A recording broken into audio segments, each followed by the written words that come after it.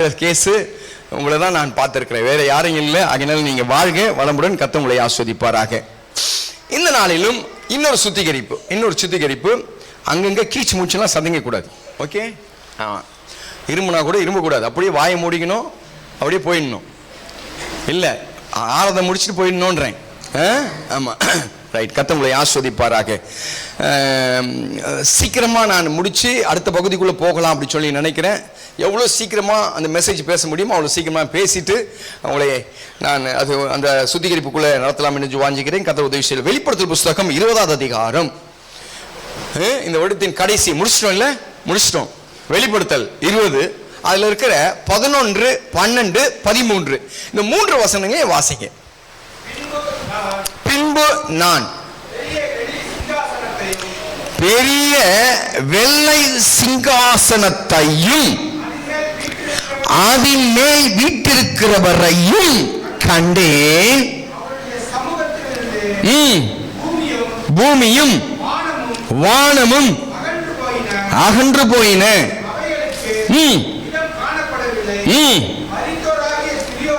மரித்தோராகிய சிறியோரையும் பெரியோரையும் தேவனுக்கு முன்பாக நிற்க கண்டேன். அப்பொழுது புஸ்தகங்கள் திறக்கப்பட்டன. ஜீவ புஸ்தகம் என்னும் வேறொரு புஸ்தகம் திறக்கப்பட்டது. அப்பொழுது அந்த புஸ்தகங்களில்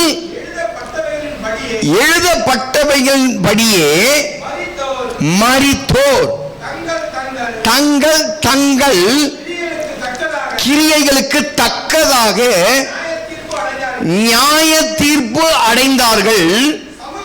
சமுத்திரம் தன்னில் உள்ள மரித்தோரையும் ஒப்புவித்தது.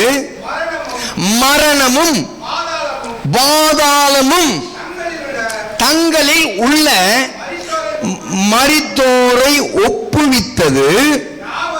யாவரும் தங்கள் நியாய தீர்ப்பு அடைந்தார்கள். இப்போ நானும் மதியம் சேர்ந்து வாசித்ததுல உங்களுக்கு என்ன புரிஞ்சிருக்கும் அப்படி சொல்லி தெரியல. ஒருவேளை புரியல அப்படின்னா வீட்டுக்கு போய் சாப்பிட்றதுக்கு முன்னாடி இந்த 20வது அதிகாரத்தை வாசிங்க. அல்லேலூயா. புரிஞ்சிச்சுன்னா மறுபடியும் வாசிங்க. கர்த்தர் நல்லவர். அல்லேலூயா. இந்த வார்த்தை என்ன சொல்லுதுன்னா, ஒரு புஸ்தகம் திறக்கப்படுமா, ஒரு புஸ்தகம் திறக்கப்படும் பரலோகத்தில். ஏய் நாய் வந்தது பாரு, அடிச்சு தொத்துறாத, தொடுத்துங்களா யாரும் போய். ஒரு புஸ்தகம் திறக்கப்பட்டது. அந்த புஸ்தகத்துல என்ன பண்ணுச்சான், வானம் பூமி பாதாளம் சமுத்திரம் எல்லாம் அந்தந்த கணக்கு கொடுத்துருச்சான் ஆண்டவர் கையில. அந்தந்த கணக்கு. எப்பா வண்டியில மாட்டீங்கன்னா எத்தனை பேரு, கிணத்துல வந்தவன் எத்தனை பேரு, சமுத்திரத்தை விழுந்தவன் எத்தனை பேரு, வானத்துல வந்து ஆயுசு நாட்கள் முடிஞ்சு செத்தவன் எத்தனை பேரு, டக்கு டக்கு டக்கு டக்கு டக்கு டக்குன்னு எல்லா கணக்கையும் ஒப்பிடுச்சு. இப்போ ஆண்டவர் என்ன பண்றாரு, கடைசி அந்த வார்த்தை சொல்லுது. இப்ப நான் வாசித்த கடைசி வார்த்தை, அந்த வசனத்துல கடைசி வார்த்தை, யாவரும் தங்கள் கிரியையின்படியே நியாய தீர்ப்பு அடைந்தார்கள். அல்லேலூயா. இப்ப என்ன பாருங்க, இந்த வருஷத்துல ஆண்டவர் உங்ககிட்ட கொடுத்தத நீங்க ஆண்டவர்கிட்ட கொடுக்கணும். ஏன்னு கேட்டீங்கன்னா, சமுத்திரம் கொடுத்துடுச்சு, வானம் கொடுத்துடுச்சு, பூமி கொடுத்துடுச்சு. கொடுக்காதவன் மனுஷன் மட்டும்தான். இல்லை பாஸ்டர் நம்ம இன்னும் கொஞ்சம் நாள் இருக்கணும் அப்படின்னு சொன்னா, நீங்க இதற்கு உண்டான கணக்கு அங்க ஒப்புவிக்கணும். வருஷத்துக்கு ஒரு முறை இந்த பேங்க்ல அந்த கடைசி அந்த மார்ச் எண்டில் என்ன பண்ணுவாங்க, ஒரு கணக்கு இல்லை,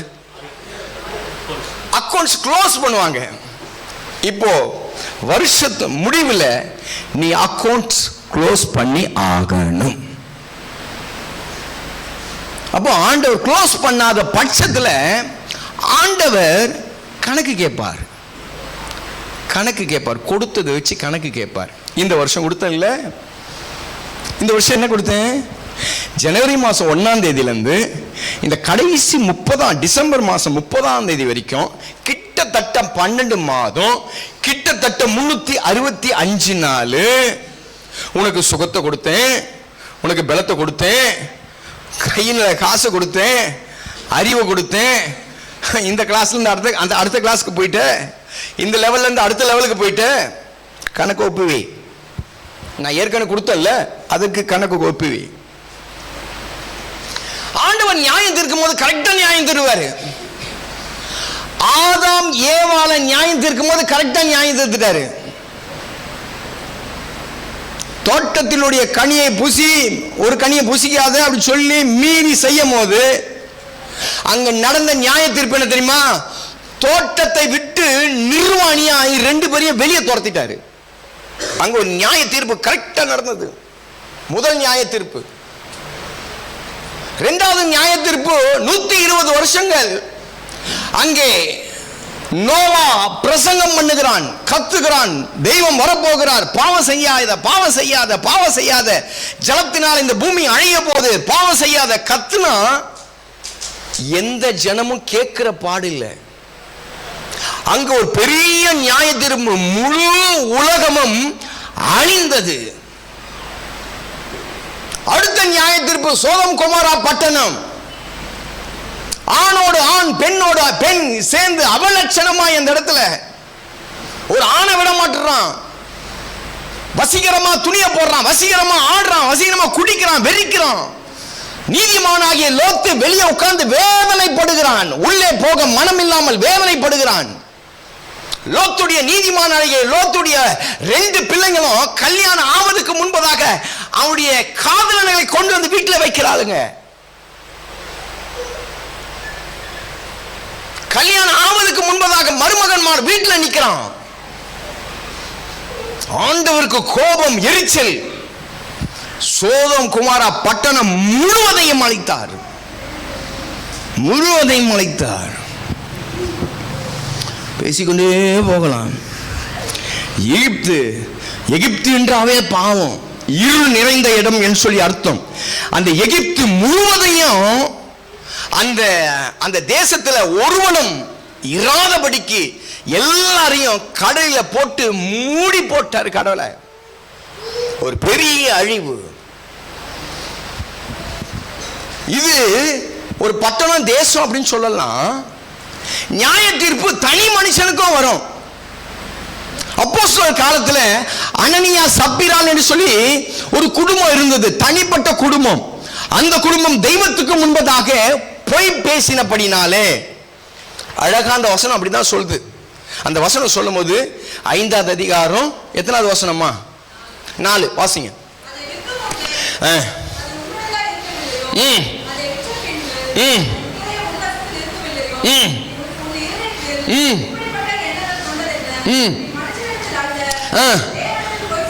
பொய் பேசின ஒரே குற்றத்துக்காக கணவன் மனைவி 2 பேரும் சபையில விழுந்து செத்தார்கள். நியாய தீர்ப்பு, நியாய தீர்ப்பு. அங்கே ஒரு மனிதன் பெருமையாய் ஒரு ராஜா இருந்தான், பெருமையாய் இருந்தான். அவனை கீழே தள்ளி பிள்ளை தின்ன வைத்தார் என் தெய்வம். நியாய தீர்ப்பு. நம்ம நினைக்கலாம், ஐயோ நம்ம தப்பிச்சுக்கணும், என் தெய்வம் நியாய தராசை பிடிச்சான்னா பிடிச்சதுதான். ஏன்னு கொடு, சர்ச்சுக்கு கொடு, அள்ளி அள்ளி கொடு, கவலை இல்லை. சர்ச்சில் வந்து நாயா மாடா ஒர்க் பண்ணு, கவலை இல்லை. நீ என்னத்த பண்ணு, கவலை இல்லை. நியாய தீர்ப்புல நீ நின்றே ஆகணும். இருக்கீங்களா? இருக்கீங்களான்னு கேட்டேன். ஒரு ராஜா இருந்தார். அந்த ராஜாவை கழுதைக்கு பின்னாடி ஓடின அந்த ராஜாவை கூட்டி கொண்டு வந்து சிங்காசனத்தில் அமர வைத்தார். 40 வருஷம் இஸ்ரவேல் தேசத்தை 40 வருஷம் அந்த ராஜா அரசாளுகிறான். தெய்வத்துடைய மனதை புரிந்து கொள்ள முடியாத காரியத்தினால அவன் ராஜ ரீகத்தை பிடுங்கி போட்டார் தெய்வம். நியாய தீர்ப்பு. ஊழியத்தை நம்பி அந்த ஊழியத்தில் ஒரு பெரிய பொறுப்பை கொடுக்கிறார் ஒரு மனுஷனுக்கு. அவன் பேர் யூதாஸ் காரியோத். அந்த பொறுப்புல அவன் சரியா இல்லாதனால வயிறு வெடிக்கப்பட்டு தூக்கில தொங்கினான். நியாய தீர்ப்பு.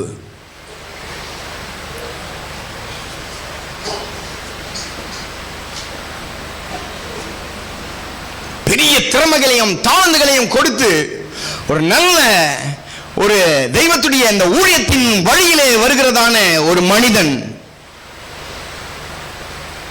பணத்தின் மேல் ஆசம் வைத்து தெய்வத்துடைய ஊழியத்தை விட்டு அந்த பணத்துக்கு பின்பதாக போன உடனே சந்ததிகள் முழுவதையும் குஷ்டரோகத்துக்குள்ளாக தள்ளினார். நியாய தீர்ப்பு. தெய்வத்துடைய மனுஷனுக்கு விரோதமாய் பேசினபடினாலே மீரியாம் சொல்லுகிறதான ஒருவரை ஆண்டவர் குஷ்டரோகத்தினாலே 7 நாள் காரி துப்பி மலையின் ஓரத்தில் வைத்தார். நியாய தீர்ப்பு. இன்றைக்கு ஆண்டவருடைய நியாய தீர்ப்பு, ஆண்டவருடைய தராசு சரியா இருக்கும். என்ன நியாய தீர்ப்பு? என்கிட்ட கொடுக்காததான் ஆண்டவர் கேட்கவே மாட்டார். தம்பி சிஸ்டர், கேட்கவே மாட்டார். உங்ககிட்ட கொடுத்ததை மாத்திரம் தான் கேட்பாரு. கொடுக்காதது கேட்க மாட்டார். கொடுக்கல உங்ககிட்ட ஏன் கேட்கணும்? பைத்தியமா கடவுள்? பைத்தியக்கார கடவுளா அவரு? உங்ககிட்ட கொடுத்தாருல, அதுக்கு கணக்கு கேட்பார். என்னெல்லாம் கொடுத்தாரு, எதுக்கெல்லாம் கணக்கு கொடுக்கணும்? ஒரு 2-3 விஷயத்த சொல்லிட்டோமா? நியாய தீர்ப்பம் ஞாபகம் வச்சுக்கோங்க. நியாய தீர்ப்பு ஞாபகம் வச்சுக்கோங்க. அவர் குடும்பத்தையும் நியாயம் தீர்ப்பார், சந்ததிகளையும் நியாயம் தீர்ப்பார், தனிப்பட்ட மனுஷனையும் நியாயம் தீர்ப்பார், ஒரு தேசத்தையும் நியாயம் தீர்ப்பார், ஒரு பட்டணத்தையும் நியாயம் தீர்ப்பார், முழு உலகத்தையும் நியாயம் தீர்ப்பார். நான் சொன்ன ஆட்கள் எல்லாம் அப்படி பாருங்க. முழு உலகத்தையும் நியாயம் தீர்ப்பார், பட்டணத்தையும் நியாயம் தீர்ப்பார், ஒரு பகுதியை நியாயம் தீர்ப்பார், ஒரு ராஜாங்கத்தை தள்ளுவார், தனிப்பட்ட மனுஷனை சாக வைப்பார், சந்ததிகளுக்கு சாபத்தை உண்டாக்குவார். இதுதான் நியாய தீர்ப்பு. என்னோட போச்செல்லாம் இல்லை. பாவம் நம்மளோட போயிடும், சாபம் சந்ததிகளுக்கு வரும். இருக்கீங்களா? பாவம் என்னோட போயிடும். கிறிஸ்துவத்துவம் என்பது நீங்க நினைக்கிற மாதிரி, நாம நினைக்கிற மாதிரி சாதாரணமான விஷயம்லாம் இல்லை. ஏதோ வந்தங்க, ஏதோ அவர் சொன்னாரு, ஏதோ கேட்டோம், ஏதோ இருந்தோம், முங்கணும், அப்படியே ஞானஸ்தானம் எடுத்துட்டோம், அப்படியே நம்ம வேலையை பார்த்து கடைசி சந்ததி வரைக்கும் உடைச்சு உட்கார வைப்பார் கீழே. ஆசீர்வதிச்சுட்டு ஏமாந்து ஈண்டு இருக்கிறதுக்கு இயேசுநாதர் எலிச்சமாயெல்லாம் இல்லை. அவர் உரிமைய பட்டயத்தோடு வருவார். அவர் இரக்கமுள்ள தெய்வம் சொல்லலாம், அவர் மன்னிக்கிறவன் என்று சொல்லலாம், அவர் நீடிய சாந்தம் உள்ளவன் என்று சொல்லலாம், அன்பு உள்ளவன் சொல்றான். அதே நேரத்தில் கர்ஜிக்கும் சிங்கத்தை போல வருவார். யூத ராஜ சிங்கம் உருவிய பட்டயத்தோடு வருவார். விடி வெளி நட்சத்திரம் அவர், எரிகின அக்கினி அவர். நம்ம நினைக்கலாம் அவர் இல்ல, மறுபக்கத்தை பாரு. அப்புறம் எனக்கு கொடுத்ததை குறித்து கணக்கு கேட்பார். இதுதான் மேட்ரு. எனக்கு கொடுத்ததை குறித்து இப்போ நமக்குள்ள சில விஷயங்கள் ஓடி இருக்கும். எனக்கு கொடுத்த கணக்கெல்லாம் கரெக்டாக இருக்குது. இந்த வருஷம் நான் செய்ய வேண்டியதெல்லாம் செஞ்சாச்சு. இயேசுநாதருக்கு நான் என்ன செய்யணும், என்னால் முடிஞ்ச வரைக்கும் செஞ்சாச்சு. 10,000 ரூபாய் கொடுத்தேன், 50,000 ரூபாய் கொடுத்தேன், 1,00,000 ரூபாய் கொடுத்தேன், ஏதோ ஒரு விஷயத்தை கொடுத்தேன், ஏதோ ஒரு காரியத்தை செஞ்சேன். என்னால் முடிஞ்ச வரைக்கும் ஒர்க் பண்ணேன், என்னால் முடிஞ்ச செஞ்சுட்டேன். எல்லாம் ரைட்டு தான், யாரும் இல்லைன்னது. இப்போ நீ என்ன செய்யலன்றா சொன்னேன், நான் செஞ்சதான். ஆனாலும் உன் இடத்தில் ஒரு குறை உண்டதை நான் கண்டேன். நீ செஞ்சதான் இல்லைன்ல, ஆனால் உங்ககிட்ட ஒரு குறை இருக்கு. ஆண்டவர் கேட்குற கணக்கெல்லாம் நம்ம மனுஷனுக்கே இப்படிப்பட்ட ஒரு மூளை இருக்கிறது, குறுக்குத்தனமாக யோசிக்கிற புத்தி. கடவுளுக்கு எப்படி இருக்கு? நம்மளை படைச்ச கடவுளுக்கு எப்படி இருக்கும்? அப்போ கடவுள் என்னத்தை குறித்து கணக்கு கேட்பாராம்? நம்பர் 1, ரோமர் புஸ்தகம் 14வது அதிகாரம். நான் 15வது வசனம் சொன்னேன், 15வது அதிகாரம் சொன்னேன்ல. இப்போ 14வது அதிகாரம் வாசிங்க. 14வது அதிகாரம் அதில் இருக்கிறதான 12வது வசனத்தை வாசிக்கலாம்.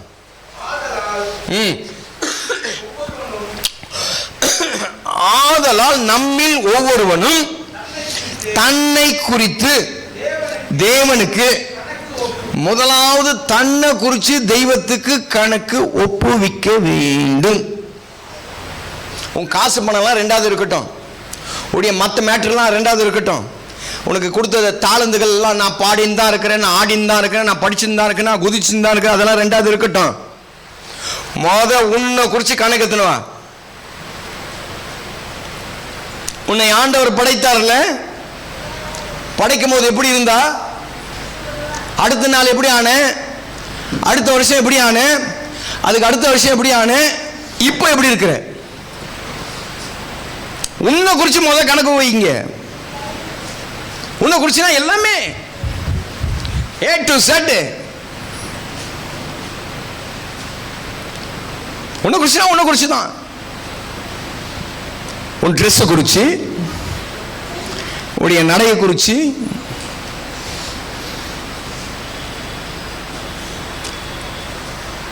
உடைய மூளையை குறிச்சு, உடைய அறிவை குறிச்சு, உன் மனசை குறிச்சு, கர்த்தர் இதெல்லாம் உனக்கு கொடுத்திருக்கிறாரு என்று சொன்னா அது ஒழுங்கான விதத்தில் பயன்படுகிறதா? அழகை கொடுத்துட்டாருன்னா நம்ம அழகா திரிஞ்சு அந்த அழகில் எத்தனை பேர் கீழே விழுறோம், அதுக்கும் நீ கணக்கு கொடுக்கணும். உன் முகத்தை 10 பேர் காமிச்சதுனால நீ கணக்கு கொடுத்து தான் ஆகணும். உன் பேச்சு அழகா இருக்கா, அழகா பேசுறியா நீ, சொல்றாங்களா, ஐயோ அழகா பேசுறீங்க நீங்க, எவ்வளோ அழகா இருக்குங்க உங்க பேச்சு,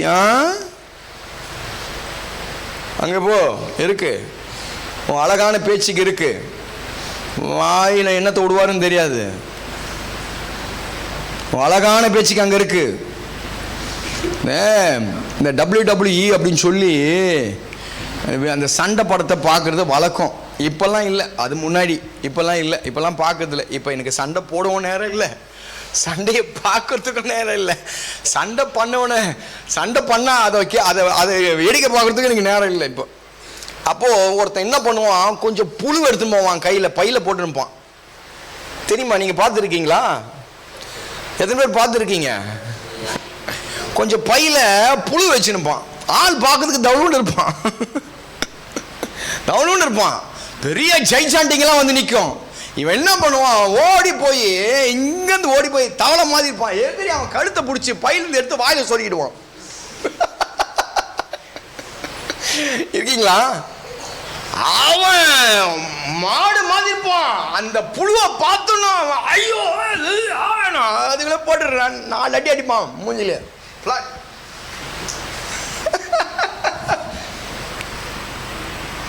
எத்தனை பேர் வாயில புழு வரப்போது தெரியல.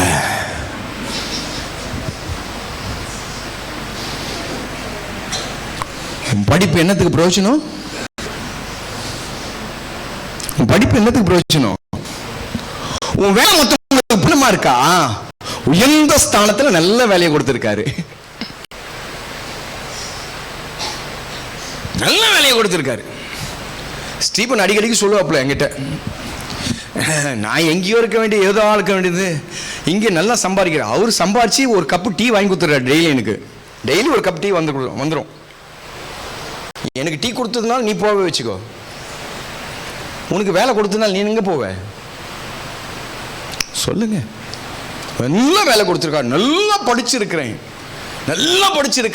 நல்ல வேலை இருக்கு, நல்ல திறமைகள் உண்டு, தாளந்துகள் உண்டு. What use? உன் தாளந்து யாருக்கு யூஸ் ஆகுது? ஆண்டவன் கிட்ட கொடுத்த ஒவ்வொரு உட்கார்ந்து கணக்கு போட்டுனே இருப்பாரு. உன் கணக்கு எடு, கணக்கு கொண்டு வா. இங்க வச்சிருக்கிற 3 ஆடிட்டர் 5 ஆடிட்டர் வச்சிருக்கிறீங்க, அங்க ஒரு ஆடிட்டர் அங்க வரமாட்டான். உன்னுடைய காரியம் முழுவதையும் குறித்து கணக்கு ஒப்புவித்தே ஆக வேண்டும். லூக்கா 12வது அதிகாரத்தில் நீங்க வாசித்து பார்த்தீங்கன்னா 48வது வசனத்தில் சொல்லும் போது இப்படியாய் சொல்லுகிறது. 48வது வசனம் வாசிங்க.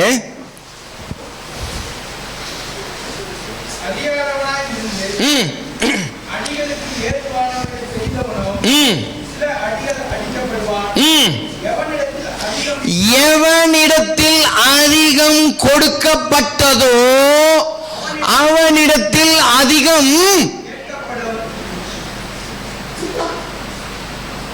அழகா இருக்கிற, திறமையா இருக்கிற, தாளந்தா இருக்கிற, நல்லா இருக்கிற, படிச்சிருக்கிற, உயர்ந்த ஸ்தானத்தில் இருக்கிற நான், ஹலோ சார், நீங்க தான் இப்ப பிரச்சனையே. நான்லாம் டிகிரி எல்லாம் வாங்கல, நான் 7ஆம் கிளாஸ் படிச்ச பையன். ஆண்டவரே, எனக்கு கொடுத்ததுல ஏதோ எழுத்து கூட்டி கூட்டி பைபிள் படிச்சு பிரசங்கம் பண்ணிட்டேன் ஆண்டவரே. நான் முடிஞ்சு போச்சு. உன் படிப்பு என்ன? ஒரு டிகிரிக்கு 30 டிகிரி வாங்கி வச்சுக்கிறிய? 30 டிகிரி படிச்சு என்னத்தை கழட்டினடா கேள்றான் அவங்க கேட்பாரு. சொல்லு பதில. எனக்கு ஒன்றும் இல்லை ஆண்டவரே, எனக்கு கொடுத்தது நான் வச்சு கணக்கு படிச்சு சொல்றேன். ஆண்டவரே, ஏன் எங்களுக்கு இவ்வளோ கொடுத்தேன், அவ்வளோ கொடுத்தேன். என் வீட்டில் எப்போ பிரச்சனை உங்களுக்கு நல்லா தெரியும். என்ன பிரச்சனை இருக்கிறதெல்லாம் எங்க கொட்டலாம் தான் பிரச்சனை, அது உங்களுக்கு தெரியும். இருக்கீங்களா? ஏன் அந்த வசனத்தை மறுபடியும் வாசிப்பா. வசனத்தை போடுங்க, எல்லாம் சேர்ந்து வாசிக்கலாம். அந்த வசனத்தை எல்லாம் போடுங்க. 12:48 லூக்கா 12:48.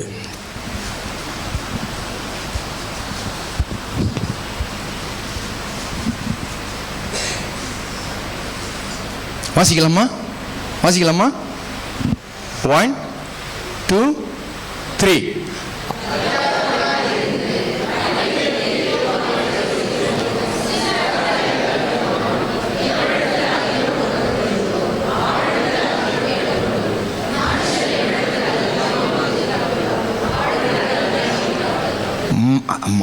எவனுக்கு அதிகம் கொடுக்கப்பட்டிருக்கிறதோ,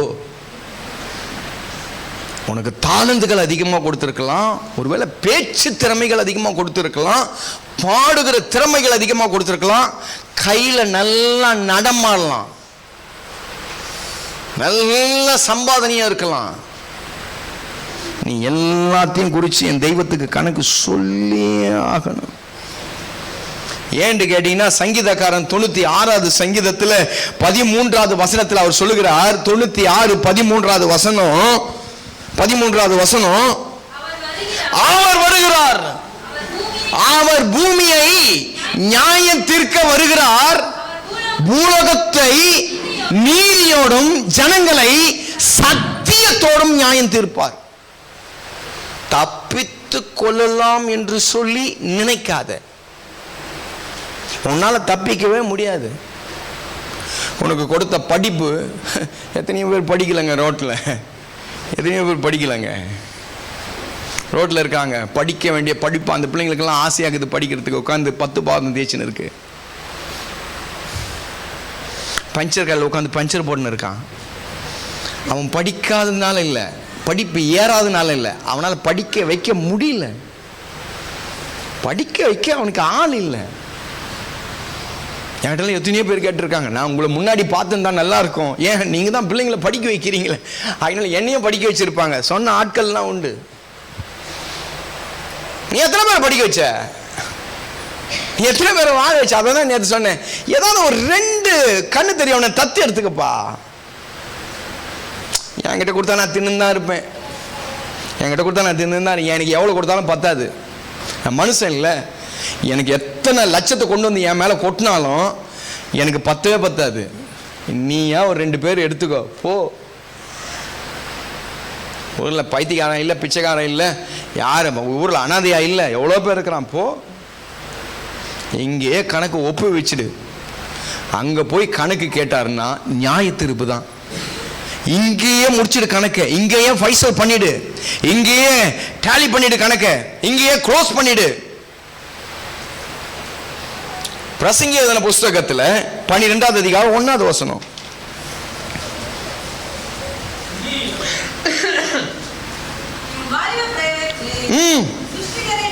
நினை தீங்கு நாள் வா.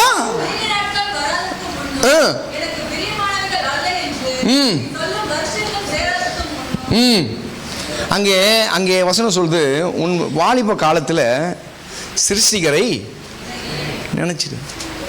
உன்னால் முடியும் போதே ஏதாவது ஒரு காரியத்தை செஞ்சிடு. வாலிப காலத்தில் அங்கேயும் இங்கேயும் அதையும் இதையும் நினச்சி அதே இதையும் யோசித்து பித்து பிடிச்ச மாதிரி வானத்தையே பார்த்து நிற்காத, பித்து பிடிச்ச மாதிரி நடக்காத, பித்து முடிச்ச மாதிரி போகாத. முழங்கால நிக்க போத நின்று முழங்கால சும்மா உட்கார்ந்து தவளை மாதிரிலாம் உட்கார்ந்துக்கா. நேர் முழங்கால நின்று என்ன காலில் என்ன வயசாயிடுச்சு? நேர் முழங்கால நிக்கிறதுக்கு என்ன? தெய்வத்தை ஆராதிக்கிறதுக்கு நேரம் இருக்கும் போதே ஆராதிச்சிரு. உன்னால் ஆராதிக்க கூடாதபடிக்கு ஒரு நேரம் வரும். இல்லாட்டி பிசாசு ஆராதிக்க விட மாட்டான். என்கிட்ட இருக்கிறதுனால நீ உண்மையாக நீ பாக்கியவான் பாக்கியவதி நான் நினைக்கிறேன். ஏன்னா நான் சும்மா விடுறதில்ல ஒண்ணு, நான் என் வேலையை நான் சரியா செய்யறேன்னு சொல்லி நினைக்கிறேன். முழங்கால நில்லு, கண்ணை மூடு, ஆராதி, கத்து, கையை தட்டு, ஜெபம் பண்ணு, பைபிள் வாசி. இதைதான் மாத்தி மாத்தி சொல்லின்னு இருக்கேன். உன்னால முடிஞ்சா இப்போவே செஞ்சிடு. ஏன்னா ஒரு நாள் கணக்கு கேட்பார். அந்த கணக்கை உன்னால் ஒப்புவிக்கவும் முடியாது, ரொம்ப கஷ்டமாயிடும். அவர் நியாயாதிபதி. நான் சொன்னேன் நியாயாதிபதி. பட்டணத்தை நியாயம் தீர்த்தார், உலகத்தை நியாயம் தீர்த்தார், முழு பூமியை நியாயம் தீர்த்தார், ராஜாவை நியாயம் தீர்த்தார், தனிப்பட்ட குடும்பத்தை நியாயம் தீர்த்தார், சந்ததிகளை நியாயம் தீர்த்தார் சொன்னேன் நான். நம்பர் 2 முடிச்சிடலாம். ரெண்டாவது ஒரு விஷயத்தை சொல்லி நான் முடிச்சிடறேன். கர்த்தரை ஆசீர்வதிக்கிட்டேன். ரோமர் 2:16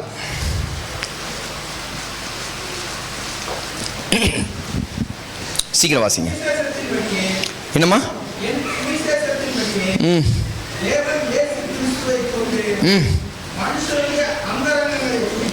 மனுஷனுடைய அந்தரங்கங்களை குறித்து நியாய தீர்ப்பு கொடுக்கும் நாளிலே இது விளங்கும். மனுஷனுடைய அந்தரங்கம், சீக்ரெட் அப்படின்றீங்கல்ல. மனைவிக்கு சீக்ரெட் வச்சுக்கோ, உடைய புருஷனுக்கு சீக்ரெட் வச்சுக்கோ, உன் ஃப்ரெண்டுக்கு சீக்ரெட் வச்சுக்கோ. தெய்வத்துக்கு சீக்ரெட் இல்லை. உன் சீக்ரெட்லாம் அங்கே வெளிப்படையாயிடும். அந்தரங்கத்தில் நடக்கக்கூடிய காரியத்தை எல்லாம் ஆண்டவர் கிட்ட வெளியரங்கமாய் மாற்றுவார். அப்ப இன்றைக்கு என்ன பண்ணணும்னு கேட்டா, என் அந்தரங்கத்தை இங்கேயே பழக்க வைக்கணும், இங்கேயே விடுறதுக்கு பழ வைக்கணும். நீ யோசிக்கிற பார்த்தீங்களாங்க, அந்த யோசிக்கிறதுக்கு கூட கணக்கு கொடுக்கணுங்க. யோசிக்கிறதுக்கு கூட கணக்கு கொடுக்கணும். அதுதான் அந்தரங்கம். உள்ளுக்குள்ள யோசிக்கிறோம், அது யாருக்குமே தெரியல. உள்ளுக்குள்ள ஒரு தப்பு கணக்கு போடுறோம், இது யாருக்குமே தெரியல. உள்ளுக்குள்ள ஏதோ ஒண்ணு சிந்திக்கிறோம், அது யாருக்குமே தெரியல. ஆனா இருதயத்தை அறிந்திருக்கிற ஒரு உண்டு. எத்தனை பேர் விசுவாசிக்கிறீங்க? தப்பிக்கவே முடியாது. நான் சொல்றேன், மறுபடியும் சொல்றேன், இந்த லாஸ்ட் நாள சொல்றேன், இந்த கிறிஸ்தவத்துவம் ரொம்ப கஷ்டமானது. வாழ்ந்தா ஒழுங்கா வாழு, இல்லைன்னா இப்பவே வெளியே போயிடு. பைபிள்லாம் கையில் கொடுத்துட்டு நீ முழுகு ஞானஸ்தானம் எடுத்திருந்தா கூட பரவாயில்ல, அந்த ஞானஸ்தானத்தை மறுபடியும் ரிப்பீட் வாங்குறேன் நான். ஆண்டவரே, இது பொய்யான ஞானஸ்தானம், இந்த ஞானஸ்தானத்தை மறுபடியும் வாங்குறேன்னு வாங்கிக்கிறேன். போயிடு பிழைப்பாய், இங்க இருந்தா இப்படி தான் வாழணும். இருக்கீங்களா? அசுத்தமான பேச்சு, அசுத்தமான சிந்தை, அசுத்தமான சுபாவங்கள், அசுத்தமான நடை, நியாய தீர்ப்பு நிச்சயமா உண்டு. ஒன்று அங்க போன நியாய தீர்ப்பு, இல்லாட்டி இங்கேயே நியாய தீர்ப்பு. ஏன்னு கேட்டா, அந்த கேஆர்சிக்கு இங்கதான் நியாயம் தீர்த்தார், இங்கதான் நியாயம் தீர்த்தார். அனனியா சப்பீரால் இங்கதான் நியாயம் தீர்க்கப்பட்டாங்க, பூமியில தான் நியாயம் தீர்க்கப்பட்டாங்க. அவங்கள பரலோகத்துக்கு கொண்டு போய் ஆமா எரிக்கிற அக்னியில போடல, இங்கேயே. நீ மாத்திரம் இல்லைனா உன்னை சார்ந்தவர்கள், உன் பிளட் எத்தனை சந்ததிகளுக்கு வருகிறதோ, எத்தனை தலைமுறைக்கு வருகிறதோ, நீயும் உன் சந்ததிகளும், நீயும் உன் சந்ததி, இதுக்கப்புறம் பெக்க போற பிள்ளை, அதுக்கப்புறம் அந்த பிள்ளை பெக்க போகுது, அது எல்லாத்தையும் முடிச்சு போட்டுருவார் ஆண்டவர். இருக்கீங்களான்னு கேட்டேன். வாழ்ந்தா ஒழுங்கா வாழ்ந்துரு, இல்லைன்னா ஓடிடு. நான் ஃபுல் ஃப்ரீடம் கொடுக்குறேன், ஓடிடு.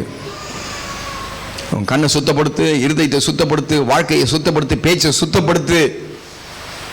ஏன்னா கிறிஸ்து என்னை ஏற்றுக்கொள்ளும் போது அப்படிதான் ஏற்றுக்கொண்டாரு. என் மேல இருக்கிற எதுவும் அவருக்கு தெரியல, என்னை ஏற்றுக்கினார் அவரு.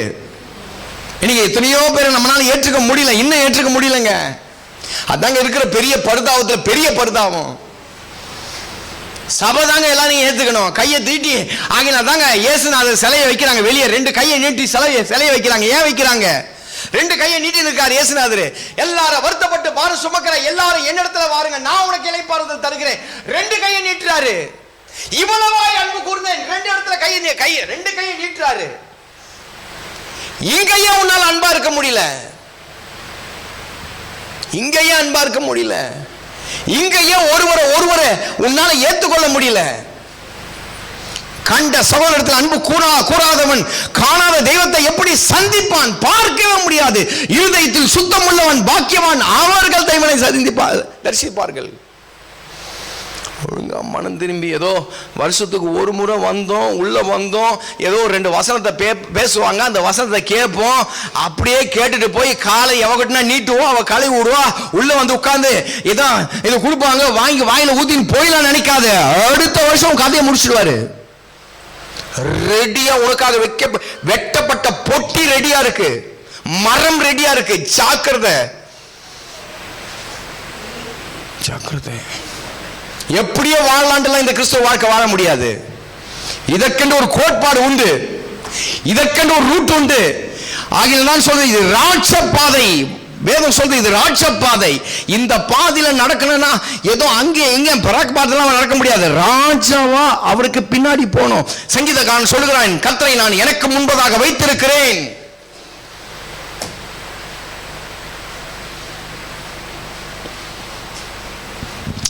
இந்த வருஷத்தோடு எல்லாத்தையும் முடிச்சு போட்டுருங்க. ஏதோ அடுத்த வருஷம் ஏதோ ஒரு பிளெஸிங்கான ஒரு வார்த்தையை சொல்வார். அந்த வார்த்தை அப்படியே நம்மளை நடத்திடும். இதை இந்த வருஷம் போனது மாதிரி அடுத்த வருஷமும் போயிடும். போகாது, அடுத்த வருஷம் போகாது. 3 வருஷம் பாரு, கனி கொடுத்தால் பார்ப்போம். கனி கொடுக்காத பட்சத்தில் அந்த மரத்தை என்ன பண்ணு? வெட்டி போடு. கனி கொடுக்காத பட்சத்தில் அந்த மரம் என்னத்துக்குங்க? 3 வருஷம் பார்த்துட்டாரு. ஏன்னா 3 வருஷத்துக்கு முன்னாடி இந்த பிரசங்கம் பண்ணிட்டேன் நான். தோட்டக்காரன் கேட்கறான், இந்த மரத்தை ஏன் ஆண்டவர் வைக்கிறீங்க? இது 3 வருஷமா இருக்குடா. இந்த 1 வருஷம் பார்க்கலாம் ஆண்டவர், இந்த 1 வருஷம் பார்க்கலாம். அடுத்தது எதனா செய்யும், அது ஏதாவது செய்யும். செய்யலைன்னா வெட்டுங்க. Today is last day. இந்த வருஷம் முடிய போகுது. 3 வருஷம் முடிஞ்சிடுச்சு, எக்ஸ்ட்ரா 1 வருஷம் கொடுத்தாரு, அது இன்னியோட முடிய போகுது. அடுத்த வருஷம் இந்த மரத்தின் மேலே கோடாலி வைக்கப்படும். இருக்கீங்களா? இருக்கீங்களா? கனி நீச்சை. அதுக்கெல்லாம் நீங்க பதில் சொல்லியே ஆகணும், சொல்லியே ஆகணும். பவுல் சொல்ற, நான் விரும்புவதை செய்யாம விரும்பாததையே செய்கிறேன். ரோமர் 17ஆவது அதிகாரத்தில் சொல்ற, விரும்பாததையே செய்கிறேன். அந்த கதை சொல்லி தப்பிக்கலான்னு நினைக்காத, அந்த கதை சொல்லி தப்பிக்கலான்னு நினைக்காத. 5வது வசனமா 5வது வசனமா 17 15 17 15 வாசிங்க.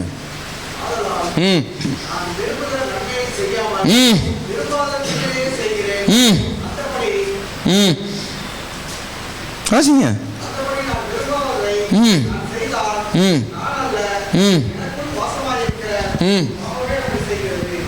சொல்லி தப்பிச்சுக்கலாம் நினைக்காத. இதெல்லாம் பவுல் சொல்லிட்டாரு, சொல்லி தப்பிச்சுக்கலாம் நினைக்காத. கொஞ்சம் ஒப்புரவாமலாம், கொஞ்சம் முழங்கால் படிக்கிட்டு 2 நிமிஷம் 5 நிமிஷம். நான் சொன்ன கணக்கு கேட்குற கர்த்தர். 2 பாயிண்ட் தான் நான் பேசினேன், 2 பாயிண்ட் தான் பாதி பேசினேன்.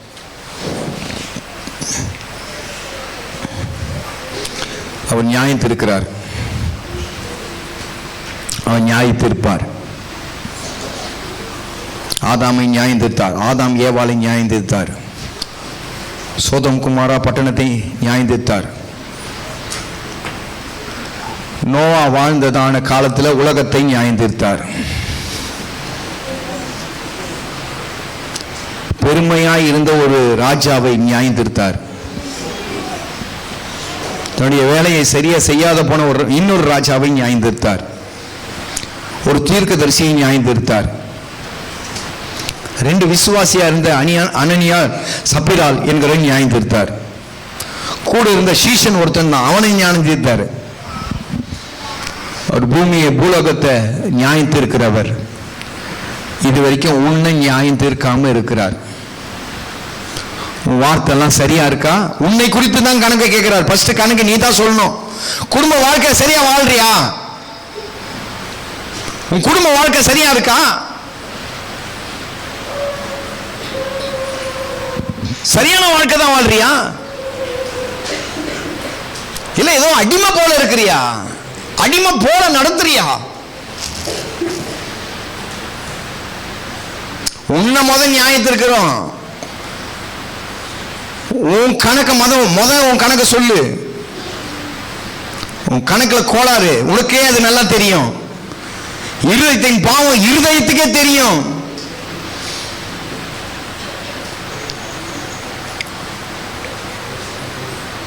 அந்தரங்கம் சரியா இருக்கா? இல்லைன்னா ஒரு 2 நிமிஷம் டைம் தரேன். 2 நிமிஷத்துல கொஞ்சம் அப்படியே சொல்லிட்டு ஏசப்பா கிட்ட சொல்லுறது மாத்திரம் இல்லை, தன் பாவங்களை மறைக்கிறவன் வாழ்வடைய மாட்டான், அறிக்கை செய்து விட்டு விடுகிறவன். இன்றைக்கு விட்டுறது குறை சொல்ற காரியம், அங்கங்க போய் குறை சொல்றது, குடும்பத்துக்கு பிடிச்சி மற்றவங்கிட்ட தூசித்து திரிகிறது, மற்றவனை வெறுக்கிறது, மற்றவன் மேல எரிச்சலா இருக்கிறது, மற்றவனை மன்னிக்காம இருக்கிறது, கொடுத்த பொறுப்பை சரியா செய்ய முடியாத இருக்கிறது, கர்த்தர் ஏற்படுத்தின காரியத்தை மறந்து திரிகிறது, கர்த்தர் கொடுத்த காரியத்தை அவர்கிட்ட வாங்கிட்டு கர்த்தரை ஏமாத்துற காரியம், கொடுத்த தாளந்து எதுக்கு கொடுத்தாலும் தெரியல, தாளந்து எதுக்கு கொடுத்தாலும் தெரியல, நீ பாட்டுக்கு என்ஜாய் பண்ற, ஜாலியா இருக்கிற, கேட்டா வயசுன்ற, எதுக்கு படிப்பு கொடுத்தாரு, எதுக்கு நல்ல தாய் தகப்பனை பிறக்க வச்சாரு, எதுக்கு ஒரு நல்ல இடத்துல கல்யாணம் பண்ணி கொடுத்தாரு, இப்ப கேட்கிற கல்யாணம் பண்ணாம இருந்தாவே நல்லா இருக்கும் சொல்ற, இப்படி பதிலா பேசின்னு இருக்க, இதுவே குற்றம் தான். இதுவே குற்றம் தான். ஒரு நல்ல இடத்துல வேலை கிடைச்சிச்சு, கை நிறைய சம்பாதிக்கிற, சரியான விதத்தில் செயல்படுறியா? அது செயல்படுதா? நல்ல சரீர பலத்தை கொடுத்திருக்காரு, என்ன பிரயோஜனம்? நல்ல தாளந்துகளை கொடுத்திருக்காரு, நல்லா படிக்கிற, சர்ச்சில் சோத்திர பலி உன்னால சொல்ல முடியல, சர்ச்சில் ஒரு பாட்டு பாட முடியல, சர்ச்சில் ஒரு ஜெபம் பண்ண முடியல, என்ன யூஸ்? கர்த்தர் உனக்கு கொடுத்தாரு. கர்த்தர் கொடுத்தத காரியத்தை கர்த்தருக்காக உபயோகப்படுத்துறோம்னா நல்ல ஒரு விசுவாசி.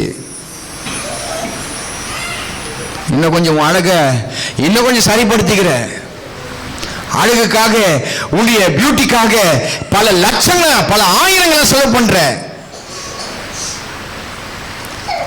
இதுக்கு கணக்கு கொடுக்க முடியாதா? பூமியில வாழும் போது முகத்தை தீச்சிடுவாரு கடவுள், அக்னினால தீச்சிடுவாரு, கீழே தள்ளி கீழே விட்டார்னா 2 பல்லு எகிறிடும் உனக்கு, அழகு ஊழகெல்லாம் குப்பைக்கு போயிடும். சாக்கிறத அப்புறமா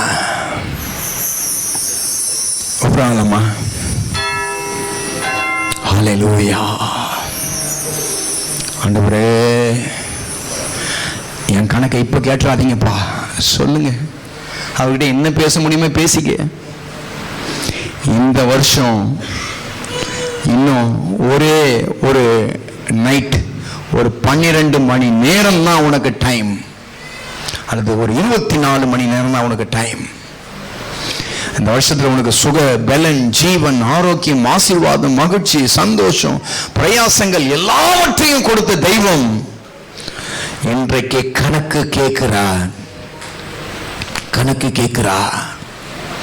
ரவண சந்தன ரமண ஹல்லேலூயா ஹல்லேலூயா ஹல்லேலூயா. ஒப்பு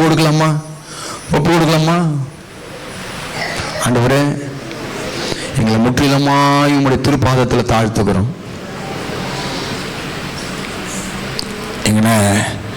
எங்களுடைய எல்லா குற்றமும், எங்களுக்குள்ள காணப்படுகிற எல்லா அசுத்தமும் இந்த ஒரு இரவில் இயேசுவின் ரத்தத்தினாலே மூடப்படட்டும்.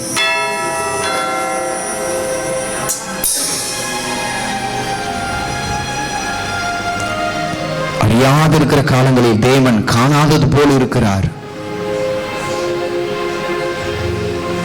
ரெடியா கணக்கு வச்சுக்கங்க. அவ்வளவுதான், கணக்கு ரெடியா வச்சுக்கங்க.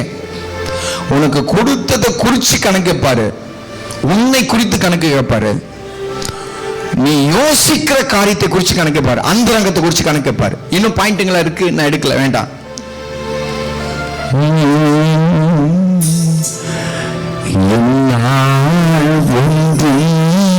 கூடாது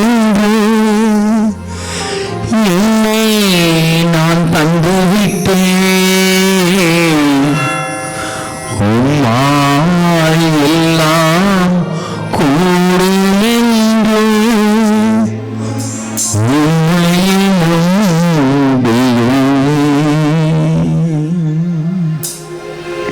உம்மை எல்லாம் ஒன்றும் கூடாதென்று என்னை நான் தந்து விட்டேன், உம்மாய் எல்லாம் கூடும் என்று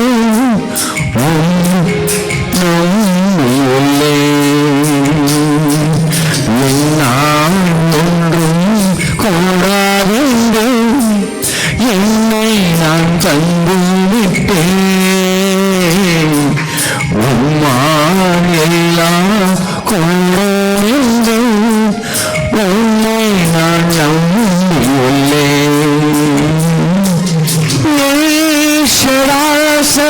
சர்வவரே எல்லாம் செய்பவரே, எல்லாவகைகளும் இருக்கின்றதா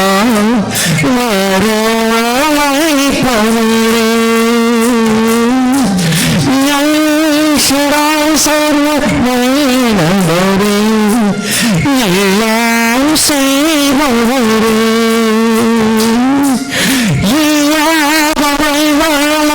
இருக்கின்றதா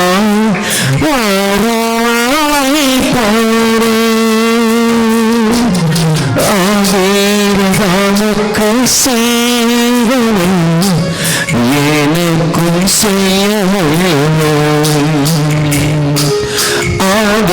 ஆவேரனுக்கு செய்வன் எனக்கும் செய்ய வல்லவ கரங்க உயர்த்தேன் சம்பவம்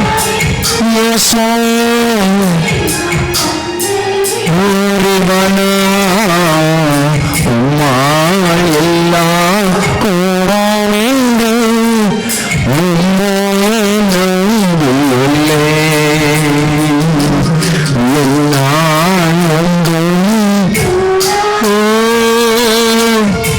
என்னை தந்துவிட்டேன். அப்பா, என்ன கணக்கு விசாரிக்கிற தெய்வமே, என்னை குறித்து விசாரிக்கிற தெய்வமே, உங்க திருப்பாதத்தில் வந்து போடுகிறோம்பா. ஒன்றும் இல்லாத செத்தவனை போல உம்முடைய பாதத்தில் விழுகிறோம்.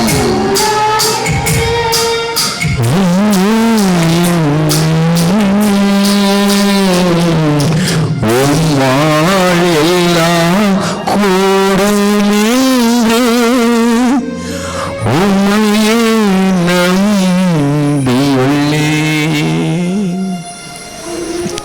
நாம அன்றைக்கு இயேசு தன்னுடைய சீசர்களுடைய பாதத்தை எல்லாம் தொட்டாரு.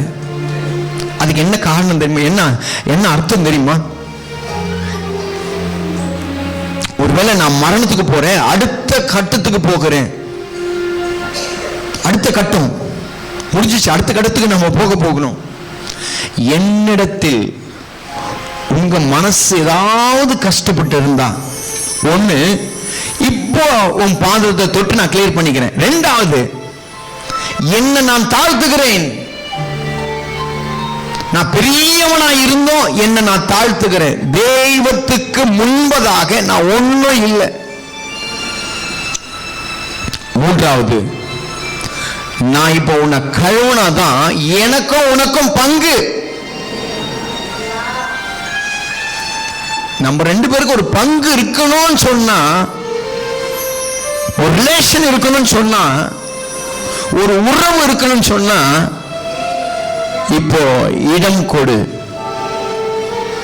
நம்ம போவோம். 3 நாள் சத்தியத்தை கேட்டிருக்கோம். கசப்பு, வெறுப்பு, காயங்கள், மனஸ்தாபங்கள், பிரிவினைகள், இதெல்லாத்தையும் தூக்கி ஒரு இடத்துல போட்டு இயேசுவின் ரத்தத்தை அந்த இடத்துல ஊத்துங்க. கர்த்தருடைய பிள்ளையா வெளியே போய் அந்த இந்த சடங்கு நம்ம செய்யறது என்னன்னு கேட்டா, கர்த்தருடைய பிள்ளையா அந்த விஷயத்தை செய்யுங்க. நான் போன வாரம் ஞாயிற்றுக்கிழமை பேசுனது போல், நாயானது தான் கக்கினதை திரும்ப தின்னுமாம் போல திருப்பி இந்த குறைய, இந்த குற்றங்களை நம்ம செய்யாதபடிக்கு ஜபத்தோடு போய் இந்த காரியத்தை நாம் பங்கு பெறுவோம். முடிச்சுட்டு நம்ம உள்ள வரலாம். நீங்க கடந்து போங்க.